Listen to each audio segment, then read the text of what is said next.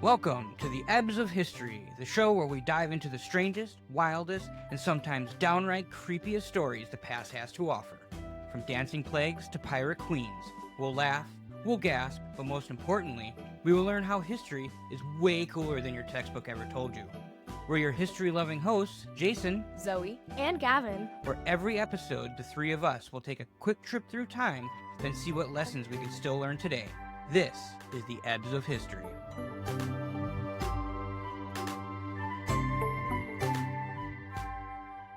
How's everybody doing this week? pretty good. Pretty good. We are recording this over Christmas break, so yesterday was Christmas. No, my favorite holiday. Did you have a good Christmas? Very good. What about you, Zoe? How was your Christmas? Very good. It's good to hear, being your dad and all. Did you get everything you wanted? Oh, yeah. Yep. Well, that's good. We got a Wii. We've been playing with it all day. Yep. Retro gaming at its best. Retro. Quote unquote retro. 2010. That was when they got the Wii. Who was they? The Wii didn't come out in 2010. 8. Yeah. Sorry, 2008. Okay, quick question. When you hear the name Napoleon Bonaparte, what do you picture? I picked Short man. Really? I'm kidding. No, that is one of the things that people think of. That's not. It's literally, there's a complex named after it. It's not true, but, it's apocryphal, but I picture a painting with one leg propped up on a case or something, with his iconic hat that kind and of maybe for sure. a saber. Okay. Maybe his hand inside of his vest. Yeah. Oh, and he also has his clothes are very flowy. Okay. Right before we went to break, we started studying Napoleon.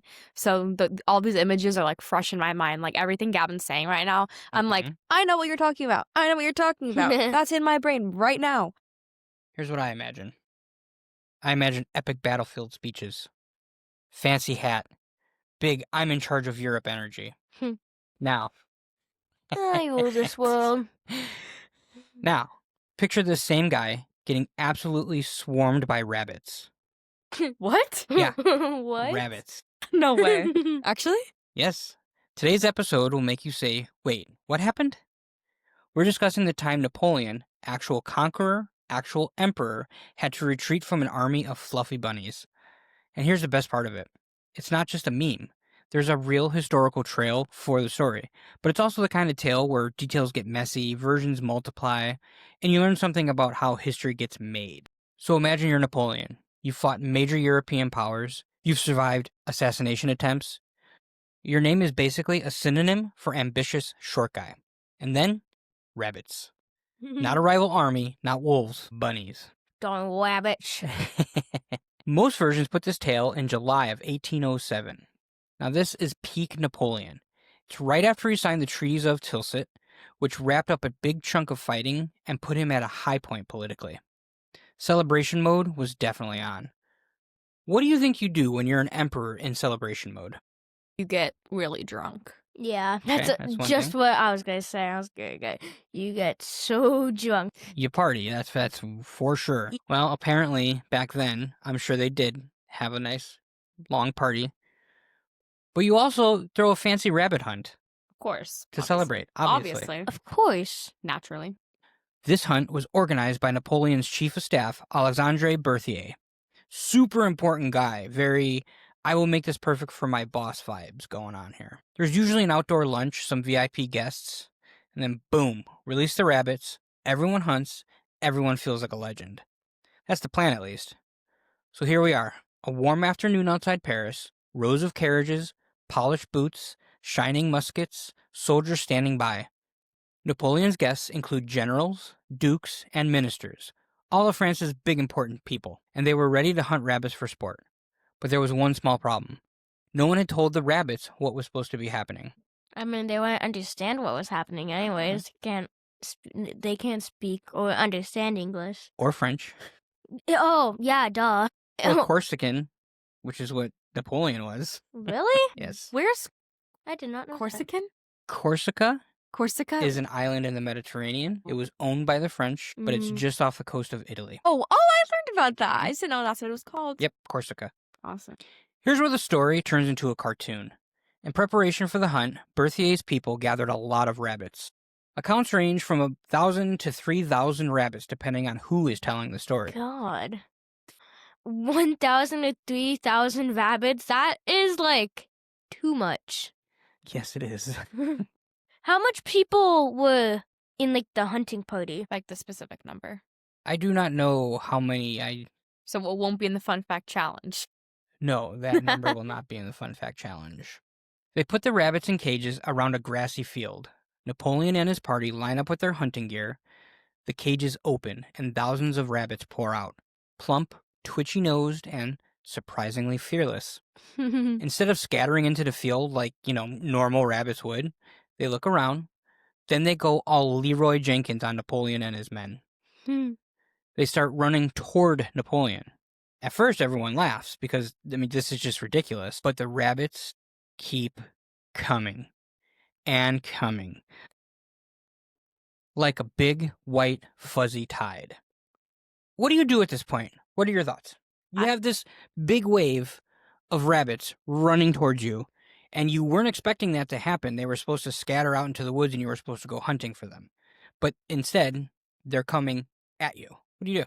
Well, if I was Napoleon and I had the whole French army just like at the ready, get in there. If you're a person of power at the height of your reign and you don't have an army just at the ready in case something goes wrong, then you're doing something wrong. So you want Napoleon to declare war on the rabbits, basically. Yeah, because that sounds like something he would do, just randomly. Yeah. Gavin? Being the video game playing boy that I am, I would charge in like a video game with my sword. Leroy Jenkins? Yeah. And just spin around with my sword pointing by my waist, just spinning, just chopping off all those rabbits' heads. But life is not a video game, so true. that would not work. Well, Napoleon tries to shoo them away with his riding crop, but had no luck. He tried shouting commands at them. Obviously, the rabbits ignored him. They don't speak English, or French, or Corsican, or Italian. Or any language under the sun that humans can speak. The other people in the party are waving sticks. The coachmen are cracking whips to scare them off, but nothing is working. Soon, hundreds of rabbits were hopping onto boots, trousers, even the emperor's fancy coat. Not the coat. Witnesses said the bunnies charged like an army. I could just imagine that, and that, seems adorable, terrifying, You're right. and just confusing. Yes. So the bunnies basically declared war on Napoleon and not the other way around. That's what it seems like. Now, here's the moment that makes this story legendary. Napoleon does what every great commander must do when facing relentless bunny enthusiasm. He calls for a retreat.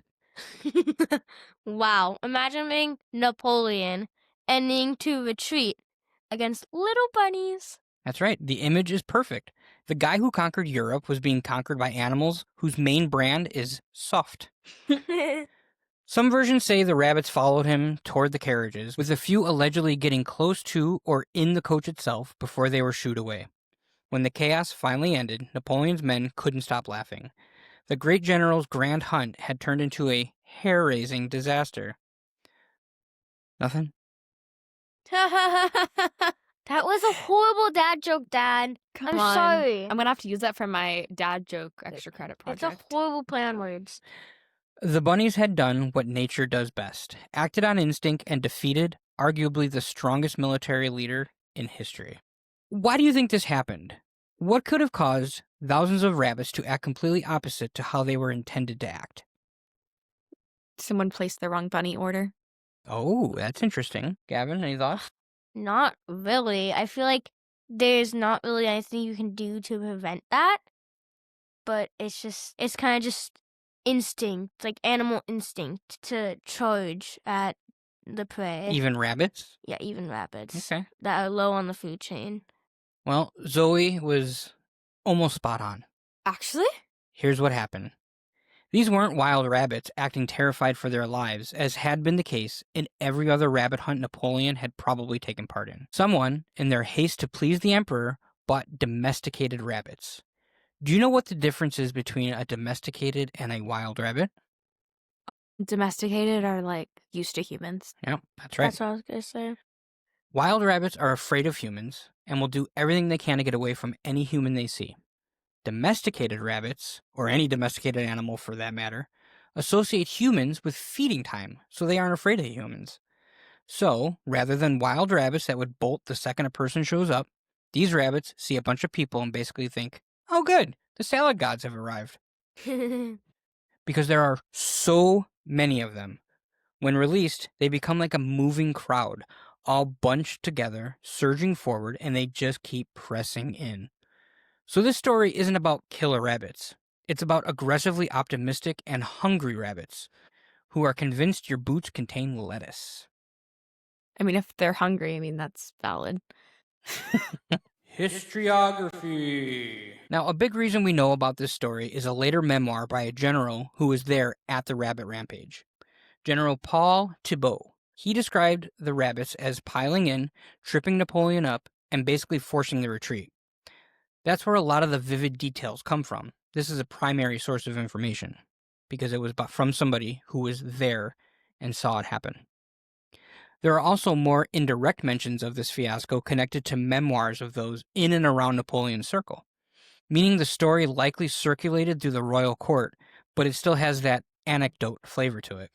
Most definitely a secondary source. So we should be honest, the core event is widely repeated and has roots in primary and some secondary sources, but the exact details, the numbers, the location, how long it lasted, vary wildly from story to story.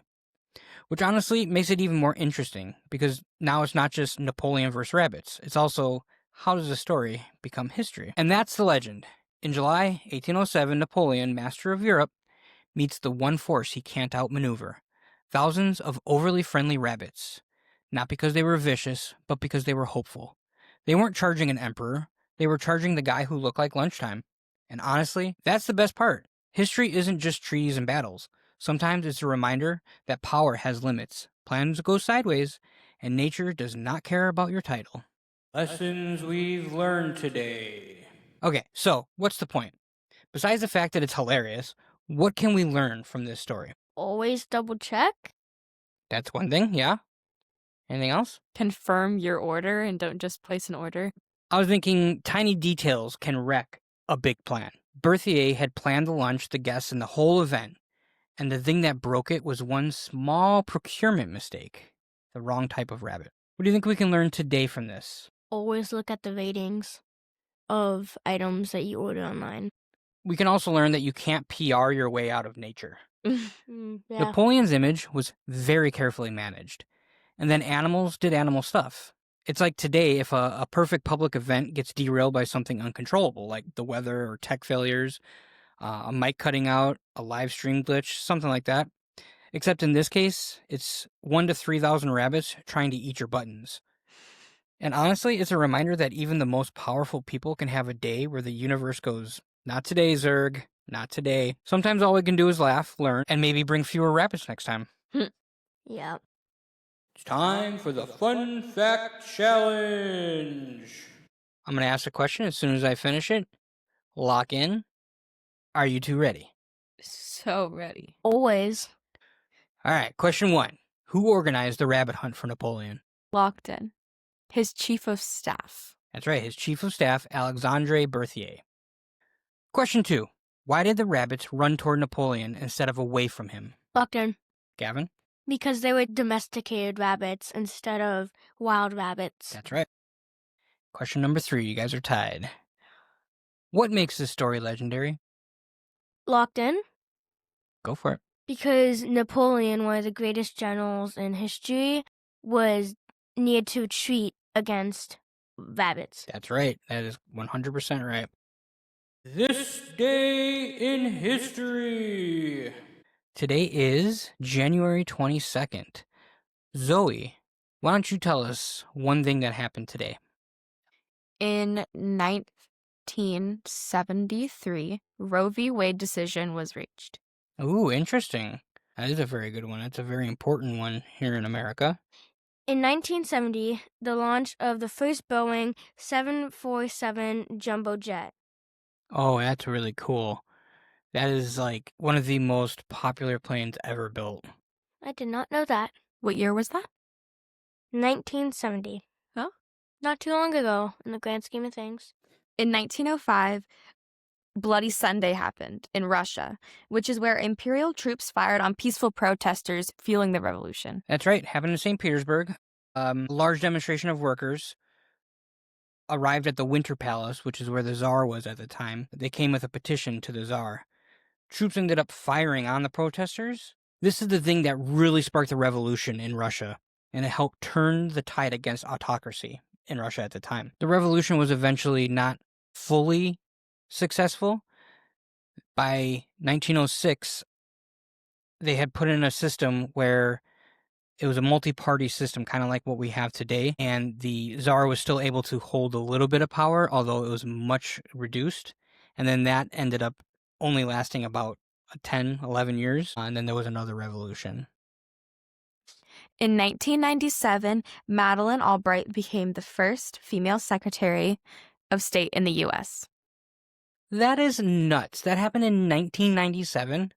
That's too recent. No kidding. Like, oh my gosh. I mean, to be honest, we still don't have a female president. That is true. So, I mean, these things just happen so slowly. They eventually happen. Fingers crossed. But my gosh, 1997. That's it for this episode. Thanks for traveling through time with us on the Ebbs of History. If you like today's story, share it with a teacher, a friend, or your family on Instagram at Ebbs of History. If you have any show ideas, corrections, or questions, you can contact us at questions@ebbsofhistory.com. Signing off, this has been your co-hosts, Zoe, Gavin, and me, Jason, reminding you that history isn't just about dates and battles. It's about people, curiosity, and the weird, wonderful choices that shaped our world. Until next time, keep wondering, laughing, and learning through the ebbs of history.